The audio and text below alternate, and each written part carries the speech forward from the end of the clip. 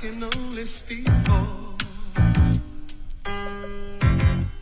the things that I've been through. I can only speak for the things that I've been through. Now I'm on Rough Rider, Interscope, same shit, partnership, joint venture, 50-50, same split. Jimmy put that money up, 2 singles off of We Are the Streets. Then after that, seemed like he was done with us, but it wasn't over yet. Stout had a plan from the jump, which was to come out with my solo next. Things a little better. These the niggas that I've been doing it with forever. So I'm like, whatever.